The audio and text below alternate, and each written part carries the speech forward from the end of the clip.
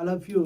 నేను మీ బిఎస్ఆర్. చాలా రోజుల తర్వాత మరలా మీ ముందుకు రావడం జరిగింది. నాకున్నటువంటి క్లాస్ షెడ్యూల్స్ బిజీ వలన మీ ముందుకు రాలేకపోయాను. Once again welcome to SNT online classes. మనం ప్రీవియస్ క్లాస్ లో ఒక బిట్ డిస్కస్ చేసాం. ఏంటి అంటే మనం క్రింది సందర్భాల్లో ఉక్కిరి బిక్కిరి అయినట్లు ఇల్లు లేదా దగ్గుకు గురవుతామని ఉంది. Will feel and cups and cough the following conditions. Option A, ఆహారపు రేణువులు నోటి నుండి ఆహార నాళానికి ప్రవేశించినప్పుడు food particles pass from mouth to oesophagus. Option B, ఆహారపు రేణువులు నోటి నుండి నాసిక మార్గములోనికి ప్రవేశించినప్పుడు when food particles pass from mouth to nasal passage.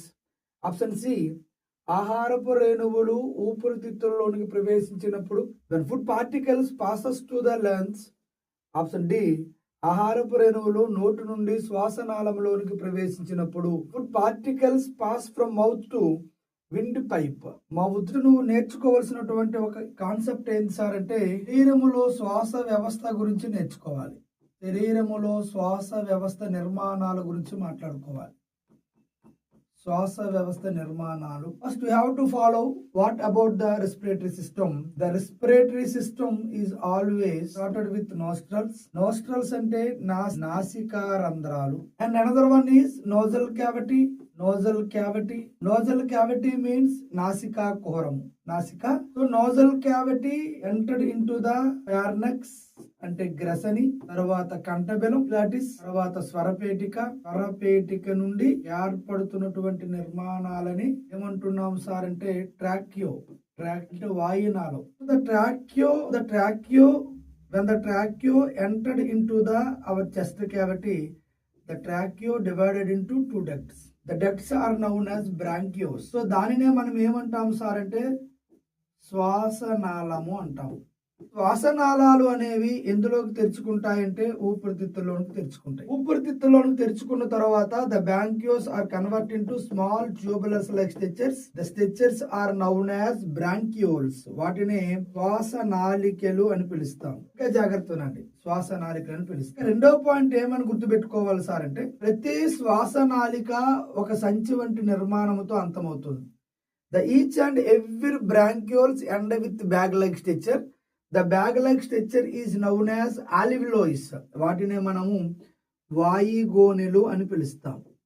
Alveolus, bronchioles and the bronchi are always present in our lungs. స్థితులలో ఈ నిర్మాణాలు మనం చూడవచ్చు. ఈ శ్వాస వ్యవస్థ నిర్మాణంలో ఉన్నటువంటి కొన్ని విషయాలు.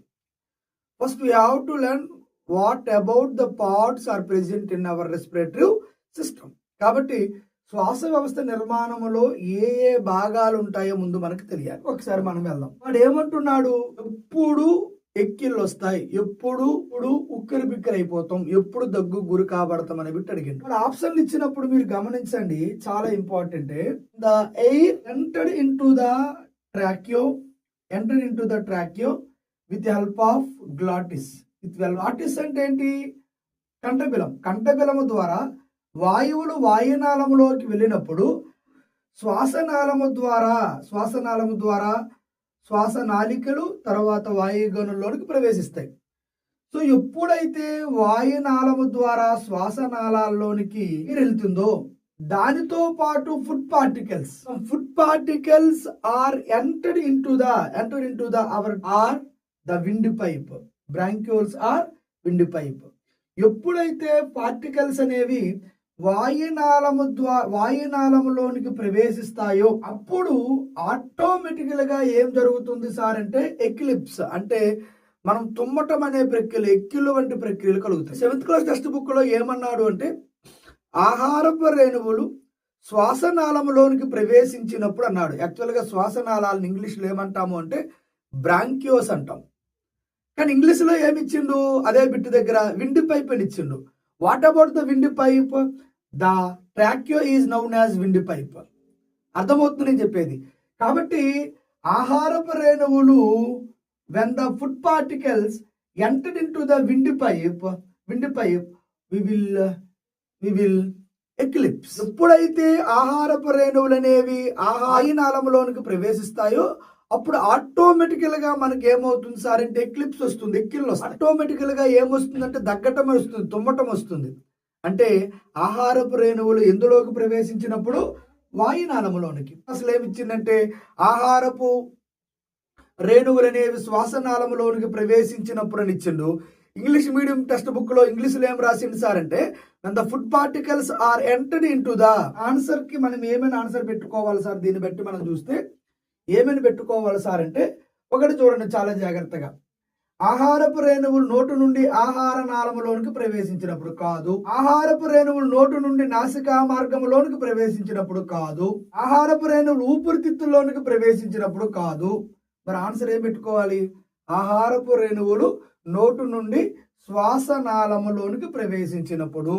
ఇక్కడ చూడండి, when the food particles passes from the mouth to windpipe. The another name of windpipe is known as tracheo. ఏమని పిలుస్తాం సార్ అంటే ట్రాక్యో అంటే వాయునాళాన్ని మనం విండ్ పైప్ అని పిలుస్తాం. శ్వాసనాళాన్ని విండ్ పైప్ అని పిలవం కదా. ఆహారపు రేణువులు అనేవి విండ్ పైప్ లేదా శ్వాసనాళంలోనికి ప్రవేశించినప్పుడు మనకి ఎక్లిప్స్ వస్తాయి. ఇది మన 7th క్లాస్ లో క్లియర్ గా ఉంటుంది. ఓకేనా? చాలా నేను జనవరిలో ప్రకటించాను. క్రాస్ కోర్స్ బయాలజీ ఉంటుంది. మన ఎస్ఎన్టీ ఆన్లైన్ యాప్లో క్రాస్ కోర్స్ని స్టార్ట్ చేస్తున్నాం. 199కే పర్చేస్ చేసుకునే వాళ్ళకి cross course 5th to 10th class వరకు 5 రోజుల్లో, అది కూడా సింగిల్ సెక్షన్లో మాత్రమే నేను క్రాస్ కోర్స్ని ఎట్లా చదవాలి, ఎక్కడి నుంచి బిట్లు వస్తున్నాయి, ఏంది దీని కథ ఏంది, దీని విషయాలు ఏంది అనేది కూలంకుషంగా మొత్తం విషయాలు మాట్లాడడానికి జనవరిలో ప్రారంభించాలనుకున్నాం. నాకున్నటువంటి షెడ్యూల్ దాని ప్రకారం కొంచెం డిలే అయింది. కాబట్టి మీ అందరికీ good news. Biology crash course in SNT online classes started on February 23, 24, 25, 26 and 27. ఈ 5 డేస్లో మీకు biology crash course live classes ఉంటాయి. ఎవరైనా బయాలజీ వినాలి అనుకుంటే బయాలజీలో 5th to 10th క్లాస్ వరకు మీకు ఏమైనా డౌట్స్ ఉంటే మీరు దాన్ని తీర్చుకోవడానికి ప్రయత్నం చేయండి. 199కి మాత్రమే మీ క్రాస్ కోర్స్ నేను ఇవ్వడం జరుగుతుంది. కాబట్టి ఆ క్రాస్ కోర్సు మీరు చాలా జాగ్రత్తగా వినగలిగితే మీకు అది ఉపయోగపడుతుంది.